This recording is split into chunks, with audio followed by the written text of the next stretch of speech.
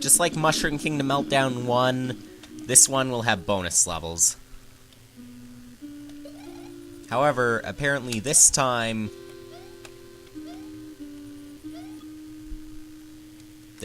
they're all located in this world. I'm back.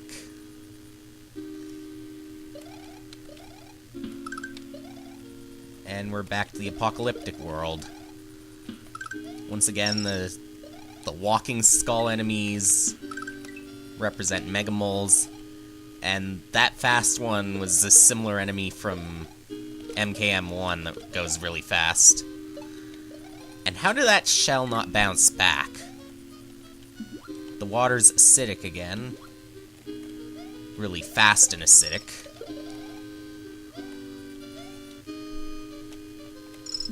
It's a good thing that it's not instant death, because that would be one long jump. I'm guessing this is going to be rather short. Nevertheless, I am going to take fireballs with me. My word. Apparently those fast enemies are immune to fireballs. Well, the fireballs just go right through them.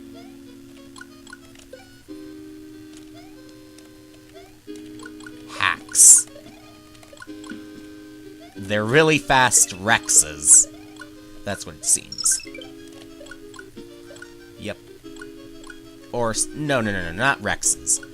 Rexes could take damage from fireballs, but not those enemies.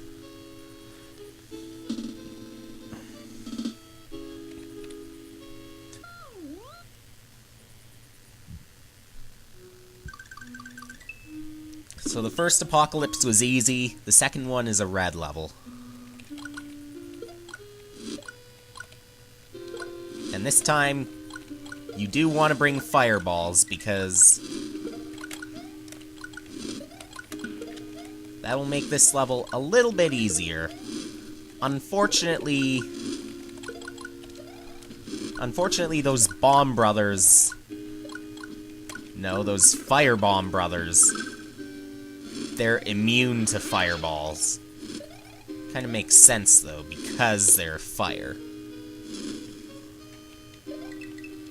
Speaking of fire, I don't trust that particular one. Spin jump the fire, I suppose.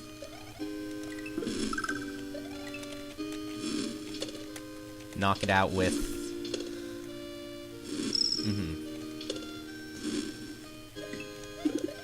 And a cape totally breaks it. Which means I'll actually be able to do this save stateless, I suppose. We got a little secret here, by the way.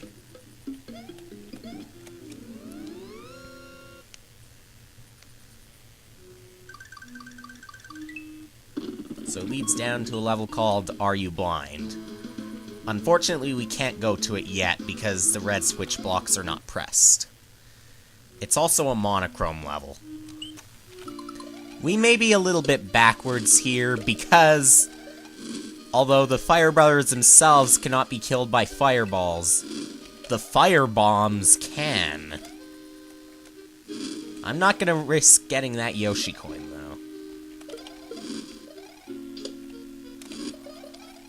Really not worth it. Same for that mushroom. Maybe at some point I'll be able to demonstrate that...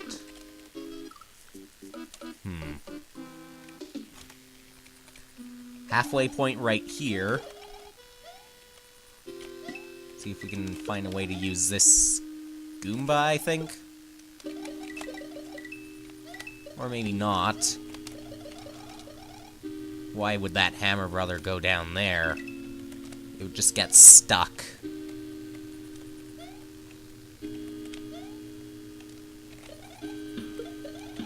Yeah, I have no idea.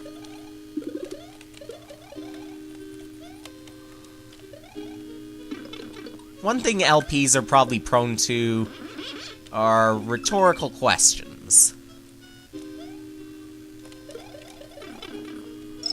Now we're at the end of the level, apparently. And I'm not getting killed by that fire.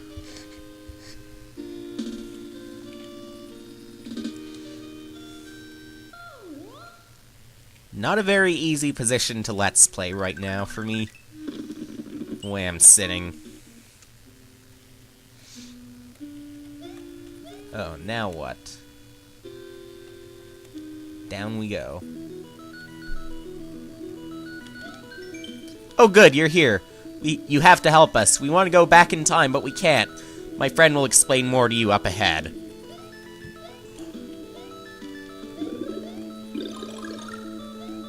Well, I guess we... How do we go up ahead?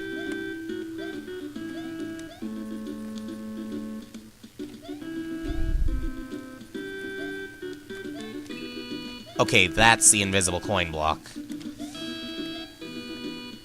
It's kind of uncertain. We want to get out of here, but we can't. The only way is through that time machine. But it's being guarded by a mutant rodent. I really want to get out of here. My friend and I are the only remaining survivors. You. Evil mind. Evil heart.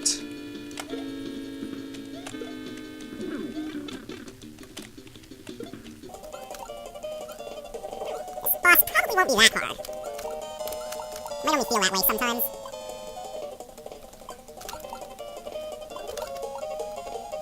Particularly, this is sometimes when they explode. Okay.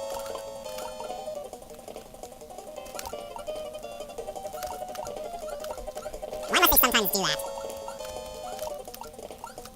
This is the problem with this bomb. Unlike the normal rat from Super Mario 2,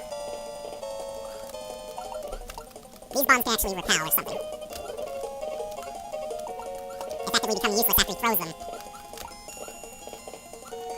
Because they're exploded. Like that. And that's the part I don't like about these customs. Usually you gotta be standing like that. At least now I know you can easily get it in one run, I think. Maybe not.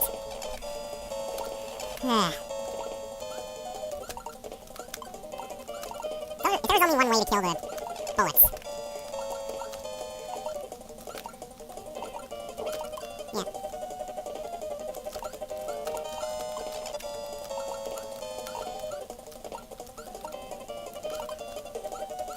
Not as bad as the Superman 64 boss, but the Master Custom could definitely use some work. Something other than bob-ons.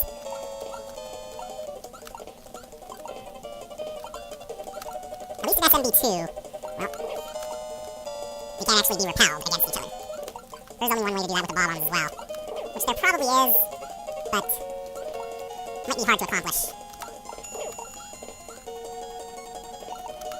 And on top of that, the time limit can make it a little bit harder. Thankfully it's not that low.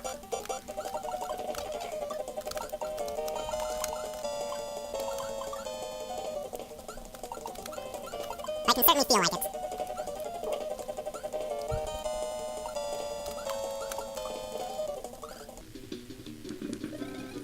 There he goes. And we're good. And sweaty.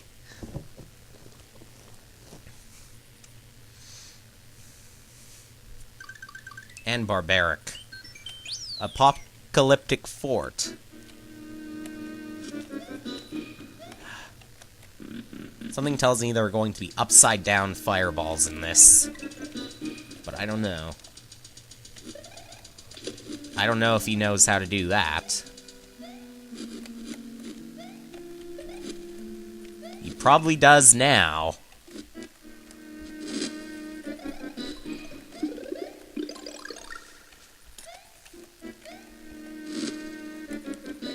Don't let these platforms hit the top when you're on it, I think.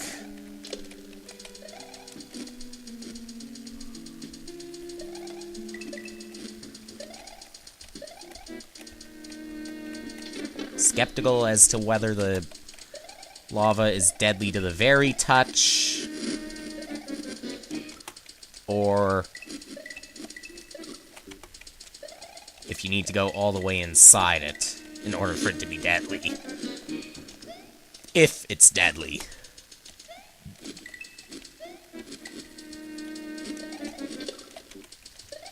If I randomly go from save stateless to save stating.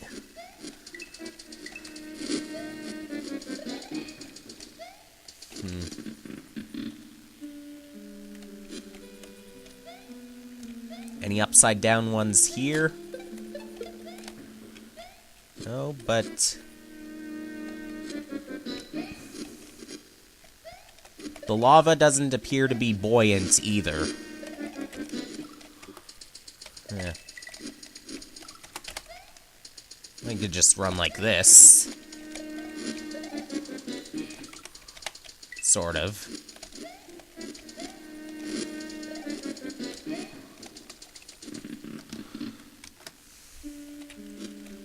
Who knows?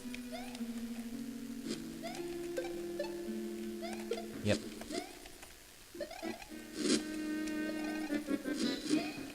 There's definitely buoyancy in this because the Pootaboos are splashing down.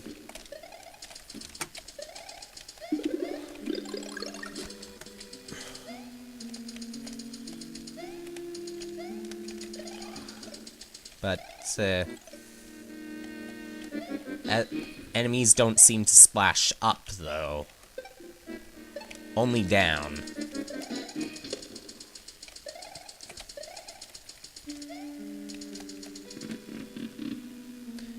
At least I'm assuming they don't technically splash up because they don't die.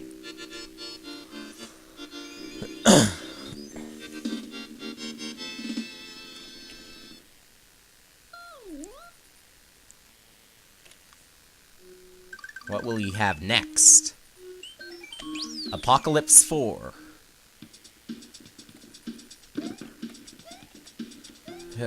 Say hello to auto-scroll yet again.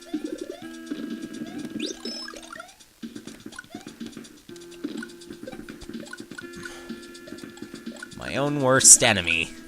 Maybe.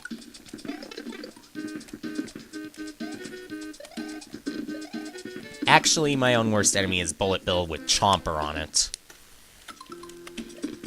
On top of that, this is a red level. Auto-scroller combined with red level is usually a pain for me.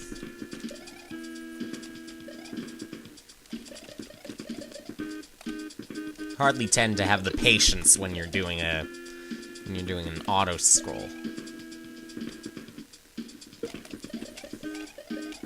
And when you combine the two, you pretty much feel as though you have limited time in order to get the secret exit. Meanwhile, I will want to keep my power up.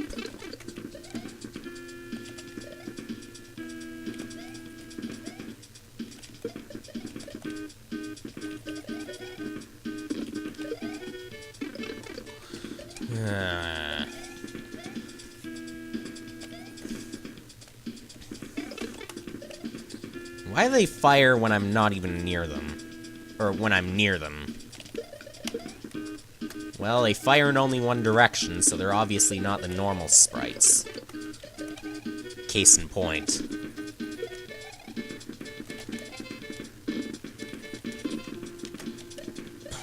But I love the secret exit to this level.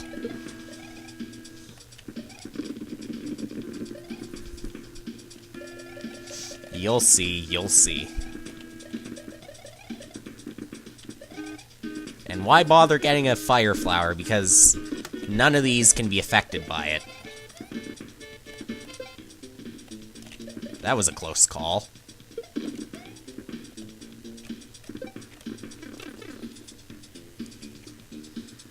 Who would have thought of that?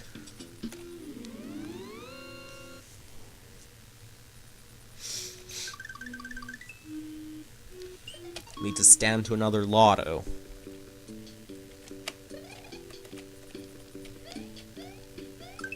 where I get a 3-up. Is it a 3-up or is it a 4-up? I have no idea. Because it only says 3-up. Well, when you get hurt, you might as well go ahead and take the power-up that's offered to you. Which is what I did. That's where the secret exit was, but it also turns out that cannonballs or bullet bills shoot from the other side. Not only that, but possibly from those cannons as well. Whew.